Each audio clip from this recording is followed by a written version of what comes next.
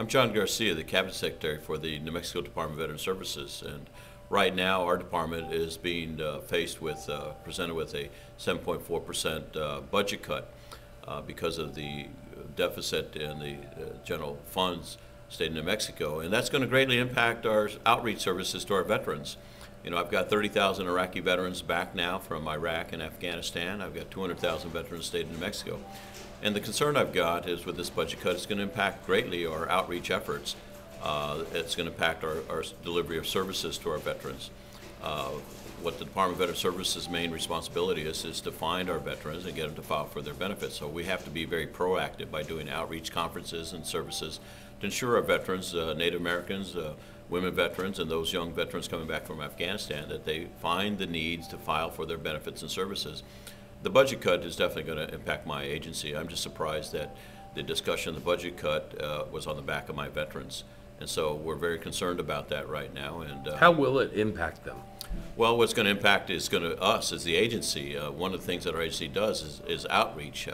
We contract a lot of work with the veteran service organizations, with the New Mexico Women Veteran Association, Native American Veteran Associations, to help us find the veterans to get them to file. We have 200,000 veterans and only 35,000 have filed for their benefits and or services. So part of my challenge is to do outreach.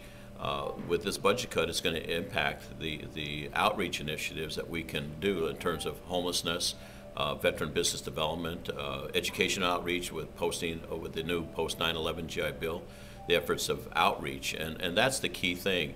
I have 20 veteran service officers that are all trained and accredited in the state of New Mexico, and they will continue serving the veterans.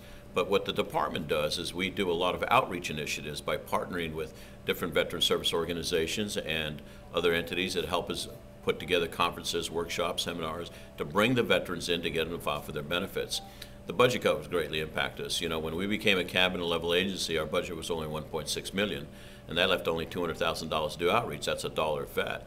Our budget has grown since then, but we've worked very hard, very diligently to increase that budget, and now they want to take a 7.4% budget cut, and that's going to greatly impact us. It's like we're reverting back like 4 or 5 years. But with the recent war in Iraq and Afghanistan, I've got an influx of new veterans, a new generation of veterans, and it's tough to find them. So what we've got to do, you know, veterans don't just walk in our office and say, I want my benefits. We've got to find them.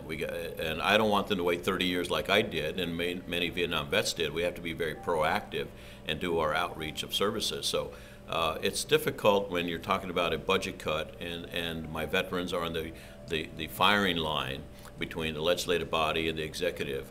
And I think it's very difficult. I know my governor was surprised that our agency was marked with a 7.4% cut on this, and so I met with the governor earlier this week and expressed my concerns about it.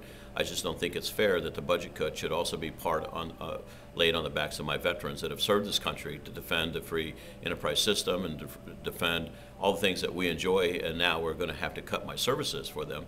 And I think it's a disservice to those men and women that have served this country and given us the freedoms that we all enjoy.